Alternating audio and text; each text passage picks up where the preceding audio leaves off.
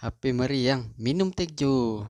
Assalamualaikum warahmatullahi wabarakatuh, bosku. Apa kabar kalian hari ini? Semoga kalian selalu baik-baik saja. Oke, berjumpa lagi ya dengan saya si Tekjo. Oke, kali ini kita kedatangan dari HP Vivo Y12 dengan kerusakannya bisa kalian lihat di video ini. Itu rusaknya LCD atau layarnya itu sudah pecah yang mengakibatkan itu terjadi sedikit bercak hitam di bagian sisi sampingnya. Nah, langkah-langkah untuk proses pengerjaannya bisa kalian simak video ini sampai selesai.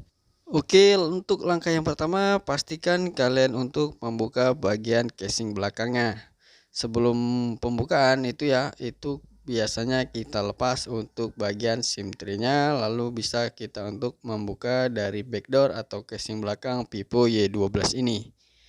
Oke, banyak ya kerusakan dari pergantian LCD itu banyak sekali dari berbagai macam-macam HP ataupun berbagai tipe ya, itu banyak sekali, dan ini sengaja aku jelaskan secara detail bagaimana cara proses pengerjaannya dengan baik dan benar ya. Nah, itu langkah-langkahnya bisa ya kalian kalau ada untuk membuka ya bagian HP ataupun handphone yang ada fingerprintnya, itu kalian pastikan jangan terlalu dipaksa saat membuka casing belakang atau backdoornya. Karena apa? Itu nanti kalau kalian paksa itu bisa ya fleksibel, itu bisa koyak. Oke, langsung aja setelah kita membuka soket dari fingerprint, kita untuk membuka bagian baut ataupun penutup dari mesin Vivo Y12 ini.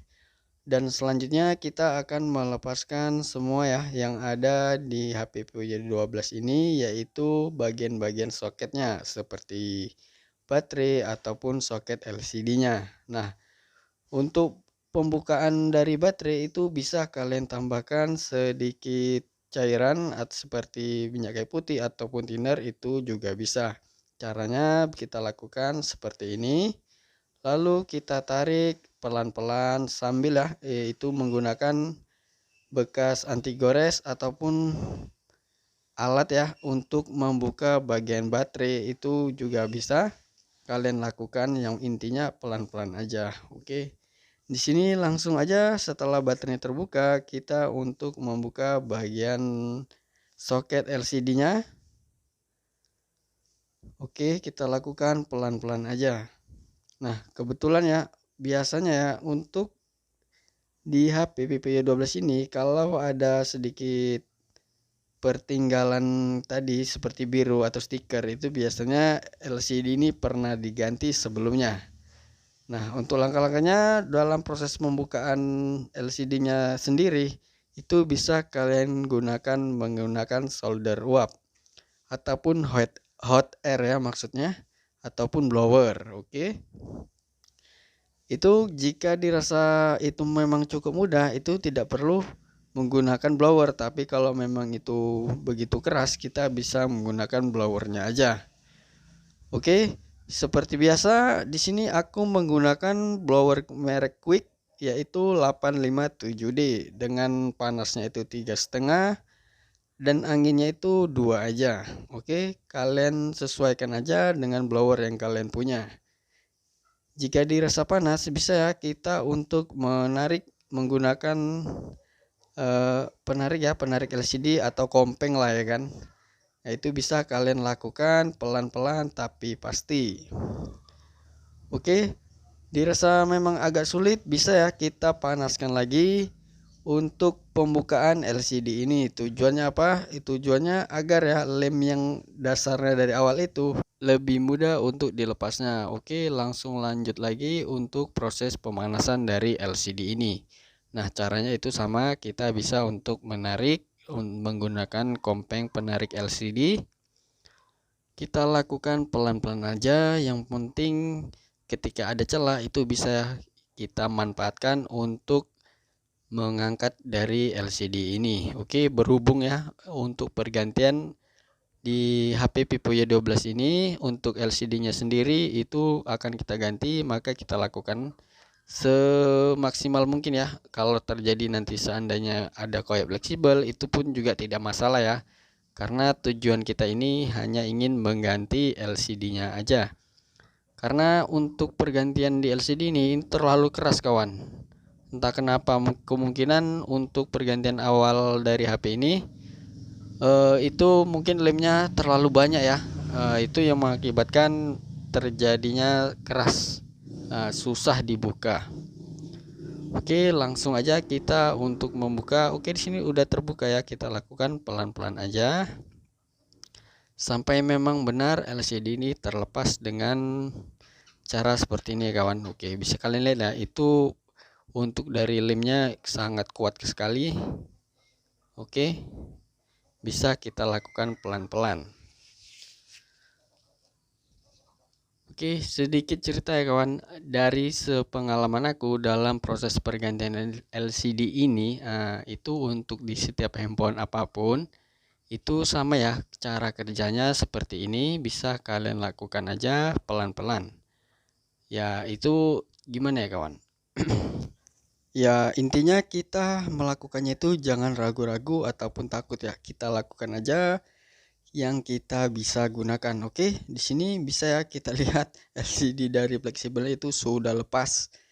Ya karena apa? Itu tadi kemungkinan dalam proses pembukaan aku mungkinan agak sedikit barbar ya.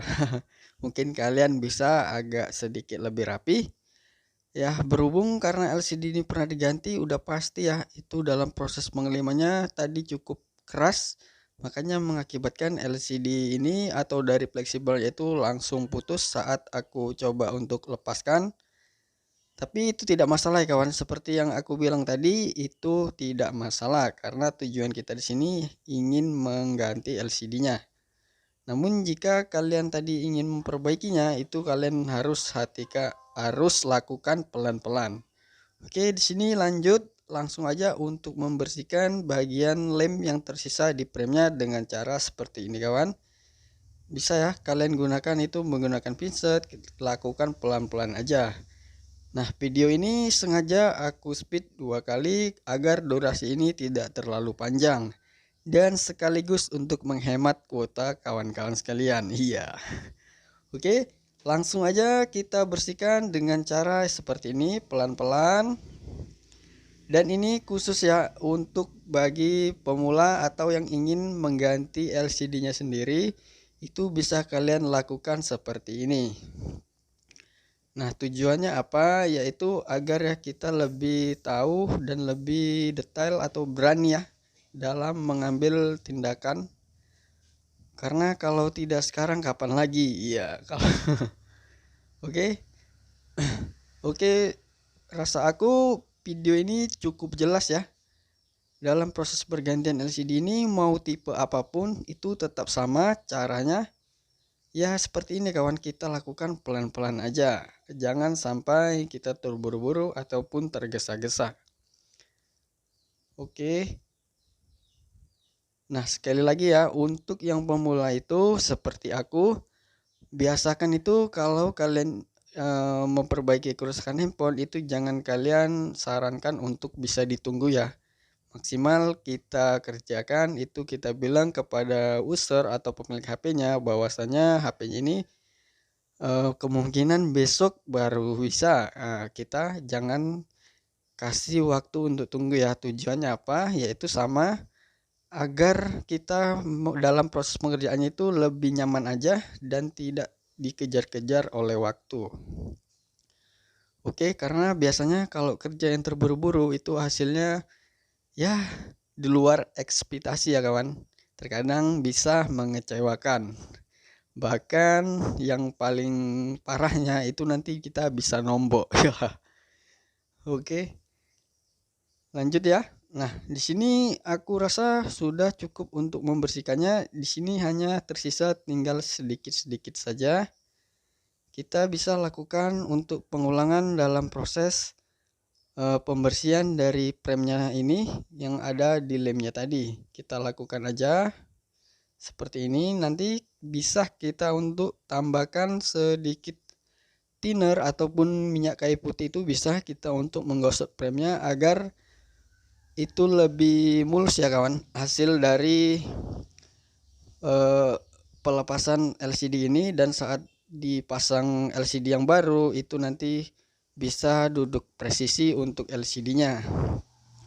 Karena kalau masih ada tertinggal lemnya yang tidak bersih, wah itu nanti jadi bahaya ya kawan. Itu mengakibatkan bisa jadi muncul masalah seperti LCD ini menjadi bercak putih, ataupun bisa juga untuk LCD-nya nanti ini menjadi error ya, atau touchscreen-nya itu nanti susah disentuh. Itu pun bisa juga terjadi. Ya itu tadi kawan, karena saat proses pembersihan dari premnya, lemnya itu kurang bersih. Makanya dari itu di sini aku mencoba sarankan untuk yang pemula itu kalian harus memang benar-benar 100% bersih untuk pembersihan dari premnya tersebut. Oke, di sini aku sudah untuk menyiapkan LCD yang baru ataupun sekaligus touchscreen ya, itu sudah menempel. Nah, langkahnya itu jangan langsung kita lem ya kawan. Coba kita presisikan pelan-pelan di mana atau bagian mana ya itu yang masih ada renggang ataupun masih kurang pas, itu coba kita bisa untuk membersihkan kembali. Karena takut nanti jika kita langsung lem, kita pasang aja, itu tadi akibatnya LCD-nya bisa jadi bercak putih. Ataupun saat proses pemasangan setelah setelah kita pasang casing belakang atau backdoornya, itu nanti takutnya LCD-nya bisa juga menjadi pecah. Iya, jadinya nombok lah. Oke, lanjut langsung aja aku untuk memasang lem ya yang ada di frame ini. Nah, caranya seperti ini, bisa kalian lakukan pelan-pelan aja. Ya, semaksimal di daerah frame-nya itu kalian usahakan untuk sudah terkena lemnya ya. Tujuannya apa? Supaya memperkuat untuk LCD yang baru, dan pastinya tidak akan menimbulkan cahaya ya untuk di bagian sisi-sisi sampingnya. Oke, jangan lupa kalian kasih lemnya, maksudnya itu di bagian 4 sudutnya. Ya sama ya kawan, tujuannya lebih memperkuat LCD-nya. Kebanyakan kan kalau kita mengganti LCD itu nanti takutnya dalam proses pemasangan sudah berhasil, namun beberapa bulan kemudian ataupun sebulan ya, nah itu LCD-nya kembali lagi usernya. Bang, ini kok renggang bang. Nah, itu kita jadi kerjaan 2 kali kawan. Makanya dari itu di sini biasanya aku dalam proses pergantian LCD langsung aku mengasih ya di 4 titik itu, agar tujuannya memperkuat, dan insya Allah itu tidak akan lekang ya kawan. Oke, kita lakukan pelan-pelan. Oke, untuk menjawab komentaran dari user nantinya itu dalam proses pergantian LCD sudah sukses, kan kadang ada itu kawan, dalam proses pergantian, loh bang, kok LCD-nya ini susah disentuh ya kalau saat main game ataupun saat sambil dicas itu kok susah ya bang. Nah, itu kalian tinggal jawab aja. Biasanya ada ya, itu kemungkinan kecil ya, tapi itu biasanya ada. Aku menjawabnya begini saja kawan. Nah, kan gini, apa bang, itu kan LCD-nya sudah pernah ganti, ini juga bukan yang original. Nah, makanya itu kelemahan dari LCD ini itu ya, saat dalam proses main game itu tidak semaksimal saat LCD yang original. Kita jelaskan secara detail agar ya pemilik HP-nya ataupun usernya tersendiri itu bisa lebih paham kenapa setelah diganti itu saat main game ataupun saat dicas itu respon untuk sentuhan touchscreen-nya itu sedikit lemot ya kawan. Ya, itu bisa kita jelaskan dengan cara yang sama. Makanya dari awal itu kalau aku sendiri biasanya itu aku coba menjelaskan untuk dari harga LCD tapi kualitasnya seperti ini. Misalnya kan ini bukan yang original dan tidak ada garansi ya kawan. Karena kan LCD ini buatan dari pabrik, bukan buatan dari kita ya. Kalau kita ya cuman bisa buat tempe goreng ya. Oke, di sini aku tadi sudah untuk mengikatnya menggunakan karet, tapi aku percepat aja. Itu maksimal kalian biarkan itu 1 jam ya kawan. Nah, untuk baterainya juga jangan lupa kalian tambahkan isolasi ataupun double tip ya, maksudnya agar apa? Itu baterainya lebih kuat lagi untuk menempel ke frame-nya. Karena kalau tidak kita pasang, kita bisa-bisa aja ya kawan, nanti kita pasang backdoor itu bisa, cuman nanti kalau kalau kita guncang HP-nya itu udah otomatis HP-nya terguncang, dan bahkan yang paling parahnya juga itu nanti soketnya bisa lepas sendiri. Makanya tujuannya dalam proses setelah pelepasan baterai kita menambahkan double tipnya. Oke, langsung ya aku untuk memasang bagian-bagian baut dan mencoba menghidupkannya. Dan kalian bisa lihat tadi alhamdulillah itu muncul pipo, namun kita belum tahu ya kawan dalam tampilan layar putih apakah ada masalah ataukah tidak. Nah, untuk memastikannya itu yang pertama sekali kita akan memasang penutup mesin ya, yang tadi kita lepas kita rakit kembali.